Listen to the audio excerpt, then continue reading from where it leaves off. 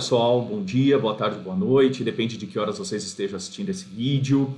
E agora, acompanhando o ritmo de Natal, eu pensei em conversar um pouco com vocês de um dilema, que às vezes atinge um pouco mais, um pouco menos os professores aí de ciências humanas, que é como lidar com a igreja e as festividades religiosas e o ensino de geografia. Afinal, o Estado é laico, né? Mas existem escolas religiosas e a religião ela está muito presente, ainda mais recentemente, com esse movimento do escola sem partido e uma perseguição moralista e misturada com ideologia feito por alguns, como diríamos, falsos profetas, né, que usam o nome de Deus para justificar determinadas relações de poder. Agora, eu tenho 10 anos quase de prática em escolas religiosas, né, de base católica. E aí, qual foi a solução encontrada para isso, né? A luz, ela me veio quando eu me deparei e li este livro aqui do Leonardo Boff, Igreja, Carisma e Poder. Um livro bastante polêmico dentro da igreja, mas em que o Leonardo Boff, ele separava o que são as instituições mundanas feitas para a igreja, ou seja, como é que a partir de Jesus Cristo, dos apóstolos, do apóstolo Pedro, e a conversão do imperador Adriano em Roma, que tornou oficial a religião católica para todo o Império Romano, como é que foi se distanciando muitas vezes, ou outras vezes se aproximando, a diferença entre o exemplo da vida de Cristo e as relações de poder construídas a partir da igreja. Tá? Então a gente não precisa eliminar um ou outro, mas a gente pode trabalhar a religião do ponto de vista ético, do ponto de vista dos valores que norteiam a nossa vida em sociedade, né? A relação com o outro, independente da religião que você faça. Por quê? Por que a religião se faz tão necessária? Exatamente porque ela nos orienta na relação com o outro e na construção desse tecido social. E aí é a chave para a gente trabalhar em geografia e discutir temas religiosos junto ao conteúdo e ao currículo de geografia. E é isso que a gente vai ver nesse exemplo de atividade que foi aplicada em 2019 com um grupo de alunos de 11 e 12 anos do 7º ano, uma parceria de geografia e ensino religioso. Vamos lá? Então, olha só, pessoal, essa aula foi preparada para 100 minutos, 2 encontros de 50 minutos com os alunos. Primeira coisa, são alunos que estão com 12 anos de idade, estão no 7º ano, 2º ano do ensino fundamental. 2 ou dos anos finais do ensino fundamental. É importante retomar com ele algumas coisas da linguagem cartográfica, a rosa dos ventos, né? Os pontos cardeais, norte, sul, leste, oeste, e os pontos colaterais, norte, noroeste, sudeste, sudoeste. Porque qual que é o objetivo aqui? Que os alunos, eles leiam o texto bíblico e a partir da leitura do texto bíblico, eles possam compartilhar e montar o mapa que está ali. Então, olha só. Qual que é o texto? É esse aqui, ó, abre aspas. Deus falou a Moisés, ordena aos filhos de Israel, quando vocês entrarem na terra de Canaã, estarão na terra que lhes cabe como herança, a terra de Canaã com suas fronteiras. A fronteira ao sul será o deserto de Sim e Edom.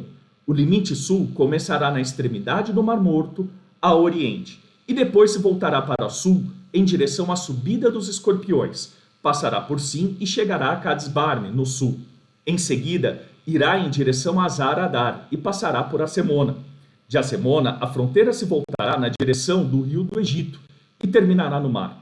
A fronteira marítima será o mar Mediterrâneo. Será o limite de vocês no lado oeste. A fronteira norte será marcada desde o mar Mediterrâneo até o Monte Hor. Daí traçarão uma linha até a entrada de Emate. A fronteira terminará em Sedada. Continuará em direção a Zefrona e terminará em Azar-Enom. Será essa a fronteira de vocês do lado norte. A fronteira do lado leste irá de Azar-Enom a Cefama. De Cefama, a fronteira descerá na direção de Arbel. A leste de Aim, descendo ainda, costeará a leste o mar de Kinneret. Daí a fronteira seguirá o rio Jordão e terminará no Mar Morto. Essa é a terra de vocês, com os limites que o cercam. Trecho extraído da Bíblia, do Velho Testamento.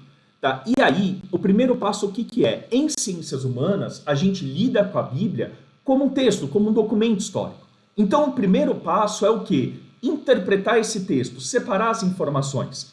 Tá? Então, anotar aqui, grifar e anotar as principais informações de localização. E ele vai falar de Ocidente, ele vai falar de Norte, ele vai falar de Sul. Então, pegar ali as cidades e o que está a norte, do que a leste, do que no Ocidente, no Oriente, do que? Sempre como uma referência geográfica. Para daí, eles terem esse espaço para montar um mapa. O que é importante, pessoal? Alunos de 12 anos, isso é difícil. Então, não é uma atividade para ser feita individualmente, é uma atividade para ser feita, no mínimo, em trio. No mínimo, em trio.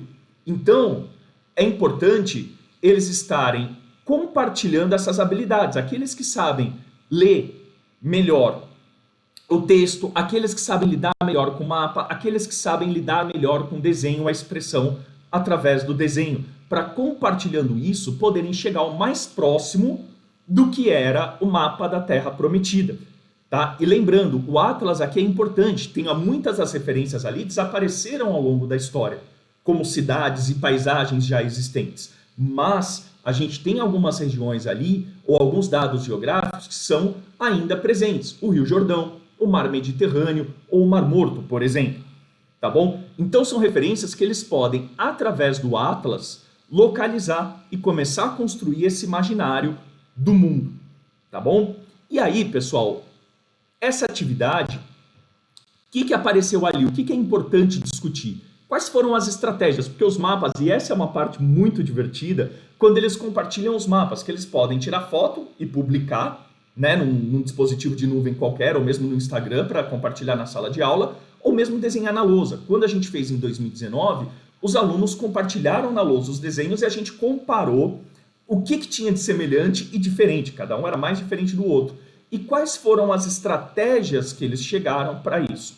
Então, o que os alunos lá de 2009, do 7º ano, citaram nesse colégio?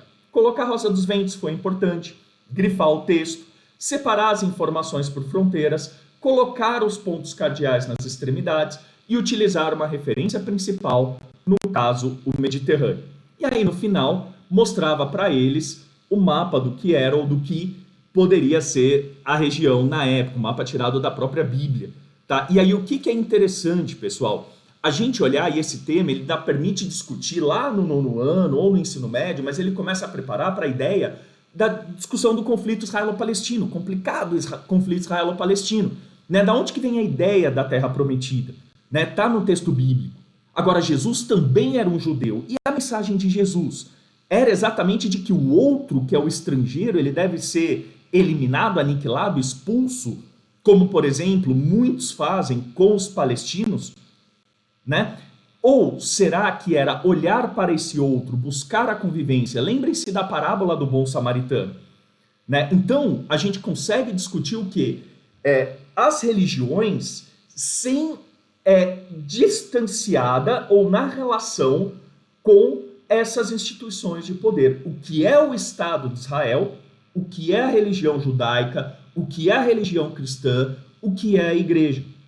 Tá? E aí as questões éticas que estão presentes por trás disso e, principalmente, voltando ali para a declaração ou para os direitos humanos. Então fica aqui a dica de hoje, né, o compartilhamento do nosso trabalho. Cuidem-se para cuidar daqueles que vocês amam e para cuidar daqueles que são amados por outros. Não esqueçam de entrar no canal do YouTube, curtir e dar um like no vídeo e compartilhe, né? Vamos distribuir, vamos ser solidários aí nesses momentos difíceis, compartilhando estratégias, compartilhando possibilidades, buscando linhas que nos deem respostas, mais do que problemas. Um grande abraço e até a próxima.